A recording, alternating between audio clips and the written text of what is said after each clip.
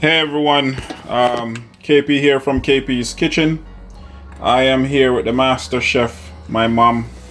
She don't want me to put her face on camera, so that's alright. I'm giving you a shot here of grated cassava. Or yuca. Some people know it like as yuca, but it's cassava. We know it as cassava. So here's the cassava or the yuca, depending on where you're from, right? Some people say cassava, some say yuca, right? In Jamaica, we say cassava. Here it is, right here. And as I said, it was grated. And what we're gonna do is that we're gonna make dumplings with it. I love cassava dumplings. Of all the dumplings in the world, go ahead. You can do something. Oh no, we don't need to peel it. Okay, you want to peel? Okay, peel. You gotta show people how to peel it because some people don't know how to peel it. Let me just cut this. So you bought this at the supermarket, West Indian, or they sell it at West Indian store. Okay. And you know you're gonna peel it. You're cutting off the end.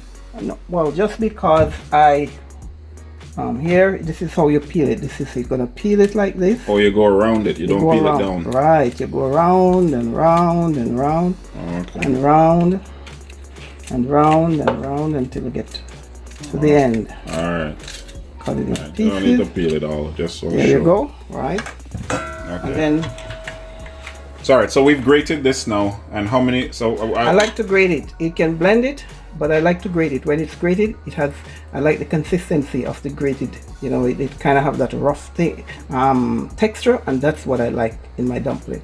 So just depending on, you have 1 cup here. So if let's just say a person isn't a big eater, or they just want to, you know, have a few. 1 cup would how much flour would you want go with that 1 cup? You just add about a cup or a cup and a half of flour to that. A cup or a cup and a half of flour. So you get, oh, okay. So you get a lot more cassava than you do flour. Right, because it's cassava dumpling. You put the flour just to hold it together. Okay, so the point that my mom made is that, you know, heavy on the cassava and light on the flour. The flour is just to hold it together, but you're making cassava dumpling. So you don't want more flour than you do cassava. You can freeze this. So this here, you say we can freeze? Yep. All right. Too much, you freeze it. You just and use put it in and just plastic bag, and you take it out, thaw it out, just like you would a coconut or anything else, and you just use it up. Same thing.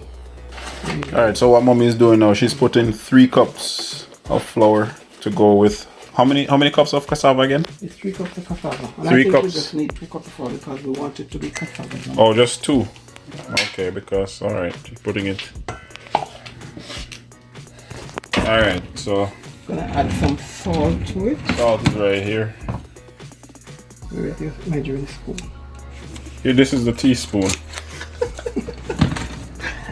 That's the teaspoon. Let's add a teaspoon of salt. Cassava needs to have some salt in it, right? Yes, ma'am.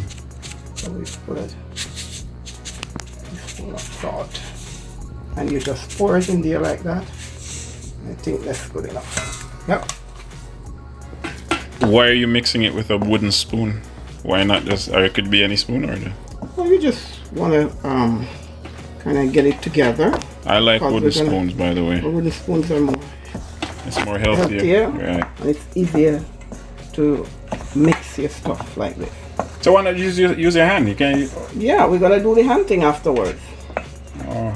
We're gonna do the hunting, but right now we're using the wooden spoon, and we kind of. You're bringing it together. Everything in. Right. Yeah, Okay. the cassava and the flour. The moistness of the cassava. You don't have to add any water to this. Maybe a little. I will later on. That's why we're doing it like this, to see how much water we need. That's why if you blend it, it's moister. But you have to add water to the blender in order to chop it up. So that's why I like to grate it. All right. And it has a different texture from when it's blended. So mix it first, and then we're gonna add water. Oh, okay. We'll see if we need water. Or how much water we'll need. Okay. And just so you know, she washed her hand. I just didn't film that part. All right. So we're trying to be all sanitary here and healthy.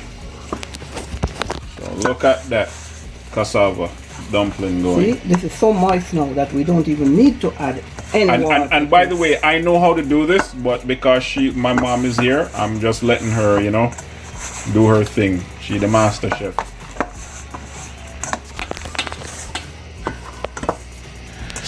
So based on the kneading that my mom did, apparently we don't need any water at all. So the cassava was moist enough to deal with the flour.